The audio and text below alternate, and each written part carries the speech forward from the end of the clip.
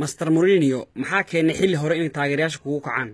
sidaba aniga waxa aan la qaylihayo dadku waa og yihiin sababtoo ah aniga shan ciyaartoyaan dabad leeman keenin hadaan la keenin muga aniga afka furdhawaayo oo qeelsho dan afka furana waa la yaaba waxa ma soo fadhiisahay waa aniga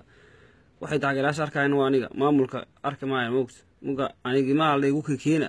kuwaas yiri ma Arsenal aa ogeydeen soo xaalku ku jooga Arsenal wiska amusi jiri afkaan loo buuxi jiri mushaar fiican oo qaadahay aniga mushaar fiican qaada ma ciyaartoydan dal badan la keeni ma xaalkan anu ku dheelaasan aniga Liverpool afar ii dhibayso asan day karaamaya day ma karo deemaal sheega runtii laga hadlaa fiican moogta afka saasan u furdhay hadana waa u sheega taageerayaasha waxa qaladka iskale maamulka waay aniga wax shaqaan ku leeyahay abarta markaysa ay fiireyso ay gafoorka la taagaysa furre la qaniisay naaw fiireyso runtaan ka hadlaayo jawaab dhibayso aniga runtaan aqaana dadkana way u yaqaanaan mana qaray waxaan qaray ayaan ma xabiga ma galin galaashi la furro qaniisay saacada la fiiriye aniga sideedaba waxaan ka hadlayaa Master Jose Mourinho taageerayaasha kulmada saaxiibtinimo habkaad ugu bilaabatay kuma qanacsana hadaba sideebaad u aragtaa adiga adiga ma xoolaad tahay aniga ilmo muruqsha jawaamaha ii joogay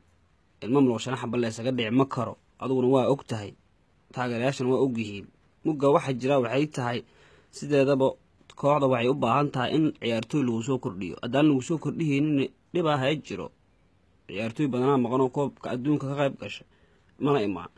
muga ilmaha yar jawaan wada ilmaha yar jawaan wada aniga muga in ciyaartoy la soo gadaa waan ku qasban yihiin maamulka deena wax keenaynin aniga afka furaha in wax la igu daro mushaarkeyga la kordhiyo waska aamusila sida Wenger laakiin hadiisan ay xaalku sii socdo aniguna hadda sheega waay because aniga waay moogta qafkay ilmaha ku uriyayaan leeyihiin Mourinho ma rabno hana laga bedelo wixii liin aniga waay muga aniga sideedaba runtan sheega abartan bilaashi madax lagu wareejiye